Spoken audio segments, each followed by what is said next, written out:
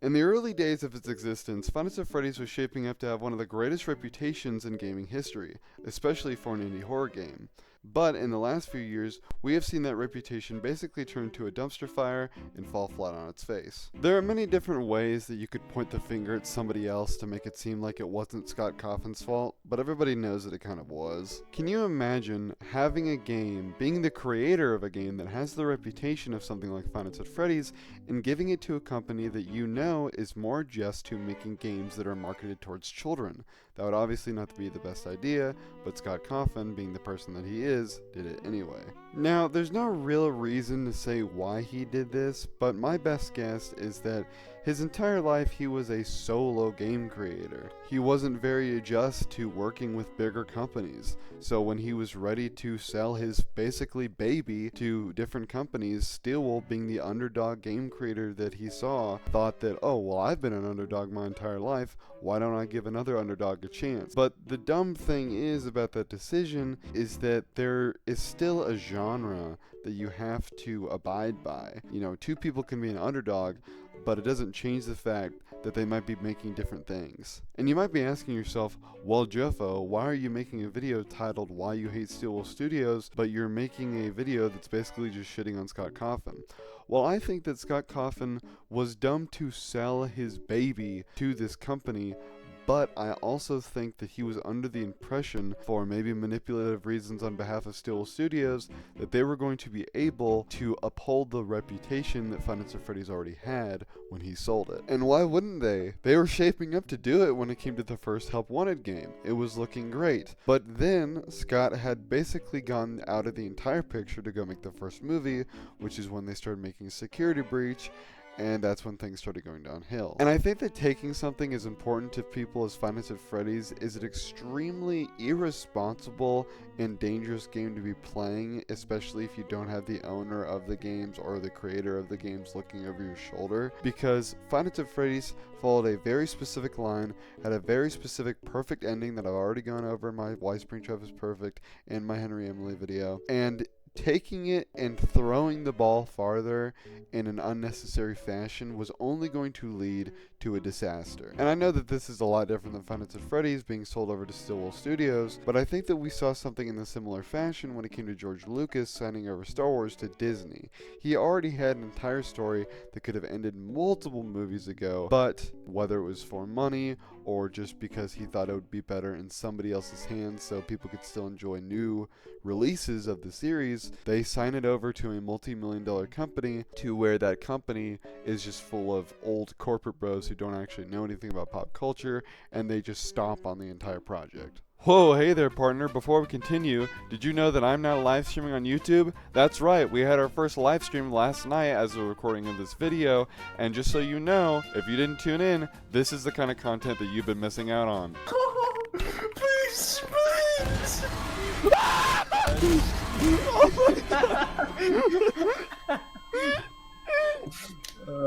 I mean, can you believe that you missed that? What are you doing, you dumb fuck? Stop wasting time being a bum and be a bum that watches good content. Click on that bell so you can actually get notified once I go live, and stop being such a stupid bitch. Anyway, back to what I was saying. Scott Cawthon was in a pretty bad place to be putting Five Nights at Freddy's in the hands of Stillwell Studios, which they were not very popular at that time at all.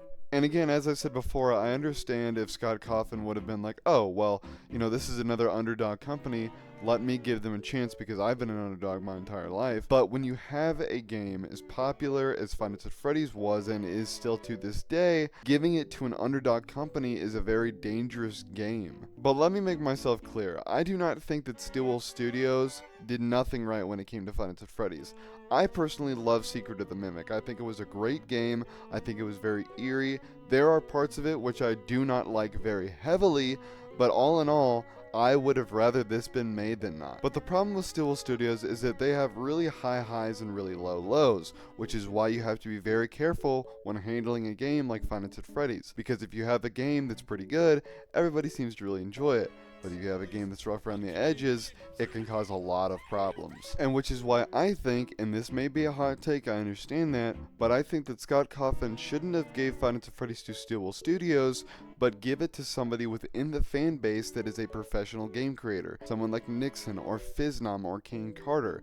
These people, while still being underdogs and appealing to Scott Cawthon, are also deep within the fan base, growing up with these games, and they know what the fans want. And I understand that having Five Nights at Freddy's within your grasp, the power to make any game and have it being an official FNAF game, would be a lot of responsibility to withhold and therefore a lot of stress. But again, this is just an example. There are other FNAF fan games that have been absolutely beautiful and the fan base is absolutely loved, that has had a full team behind it and not just a solo artist. And a really big problem that I have with Steelwool, and believe me, when it comes to problems I have with them, this one is a blowout of a problem. And that problem is that they were given the rights to make Five Nights at Freddy's games, but they took it a step further and started writing their own lore, which is a huge problem. Because Steelwool Studios and Scott Cawthon have a very different pattern when it comes to writing a story. Scott Cawthon is grungy. You don't know if it's going to have a happy ending, and a lot of the times it doesn't. There's a lot of questions that need to be answered, and so on and so forth. It keeps you on your toes, and that's why his stories have stuck for so long. But Steelwool Studios, they are a completely different company. They are marketed literally towards children. And that's why everybody was so mad when it came to Security Breach, because there was nothing really dark about the game. It was just, oh, we have a new William Afton that's a girl in a bunny suit, and Freddy is somehow this like superhero Terminator robot. But I think that Steelwool, for lack of a better word, kind of learned their lesson when it came to Secret of the Mimic, and I hope that they can keep on this path, because Secret of the Mimic, it had a darker story. It didn't necessarily have a happy ending. It was grungier. The designs were better. And I will say, although Music Man and the humanoid robots and the AI wife thing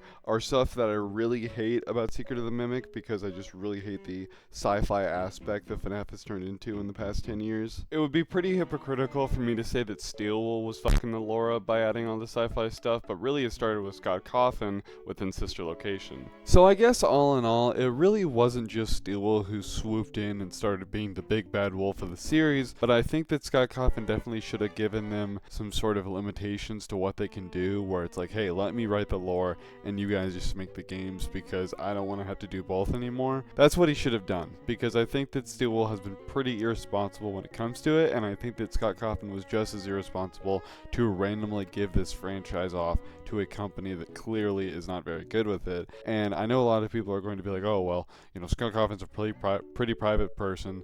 He wouldn't just give it to anybody. Obviously he thought long and hard about this. It's his baby. But again, I don't really see it as that. You can have any persona that you want, but it seems like he was kind of throwing it to the wolves in a sense. And this is such a dumbass take, it almost pisses me off just like thinking about it, but I've heard some people make the argument of like, oh well, it's not FNAF that's different, you've just grown up, now life is different for you. Which is like, okay, that might work with like a YouTuber argument, like YouTubers that have changed or something, but FNAF is so clearly different nowadays, way different nowadays than it was 10 years ago. Like that's indisputable. And I think that the person who described this best was ironically the person that we used to claim was the king of Five Nights at Freddy's, Markiplier. Okay, so with that being said, again, I don't want to harp on it, but this one,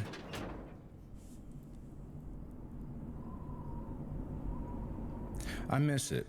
When you have your favorite food from your childhood or something, and you're eating it, and you've been looking forward to it for a long time, you haven't had it in years, and then you go to take a bite, and you realize that they changed the recipe. And it's not that it's not good, but it's not what you've really wanted, And it sucks to say that, and it probably sucks to hear that. But it's true. I'm not going to be dishonest here. And I don't even know if there's any value in what I'm saying, but, I'm just speaking what I feel. So, yeah. I think that's what I would equate it to. It's good. It is. Really well made. Like I said, the developers should be incredibly proud, and I hope they don't take anything from what I'm saying, because obviously I am not, as much as I joke about it, I'm obviously not an authority on anything that has to do with any of this. Oh, my entire USB there. Get me! So all in all, I think the best step that Steelwool could possibly take right now, if they're not going to make a game, at least within Scott Cawthon's style, then they could at least make a game that we've been asking for. Something like Fredbear and Friends, or FNAF Origins, something in the past, but not like their past. You know, we wanted something in the past, but we didn't need something that Steelwold made. We need something that we have resonated with within this lore for over a decade. And I know that I'm just screaming into the void at this point. I mean, we know that we've been asking Scott Coffin for FNAF Origins since he was the one that was running everything, since Scott Games was still around. But I don't know, I just think that it's a really good thing to talk about, which is why I'm making this video. It seems like I'm just like, you know, just a Yappuccino going to Yappersville for 10 minutes, but I think it's really important to be vocal about what the majority of FNAF fans want, because I think that we're all in a time right now where FNAF is so chaotic as a franchise that it's not really like a coherent thing to even be a part of, you know what I mean? It's just so big that it's just like, what's even the point, you know? But if you revert it back to what it was before, then you get a different crowd. Then it becomes more personal. If it's just this giant mainstream thing that it seems like it's just a cluttered mess, but if you make it personal to the people who have grown up with this game, even just for one game or one movie or one song or one whatever, I think it would really bring a very special part of the community together, and I think that's exactly what FNAF needs right now. That's going to be it for today's video. I know it was a lot different than my other videos. It was also shorter, but I do want to do like the shorter videos 2 times a week, because I think not only does it keep people engaged, but it's also better for the algorithm. And you know, this is the first time I've ever using a PC to record, because you guys know that I just got a new PC. And it's a bit of a learning curve, which is why this isn't like some crazy, highly edited, you know, like beautiful looking video. But it's been pretty clean so far, and my videos are gonna get better. It's just, you know, that's just kind of where I'm at right now. I've been flexing mostly about my PC when it comes to my live streams. Again, you can go watch my new live streams, and yeah, that's kind of what's going on. But yeah, I'll see you guys pretty soon. Again, I'm doing the 2 videos a week thing, so you know, hopefully this one does well, and if it doesn't, then whatever, I'll just do another one, and you know, maybe that'll do well, and if it doesn't, then I'll do another one. You know how I roll. So I'll see you guys later. Goodbye.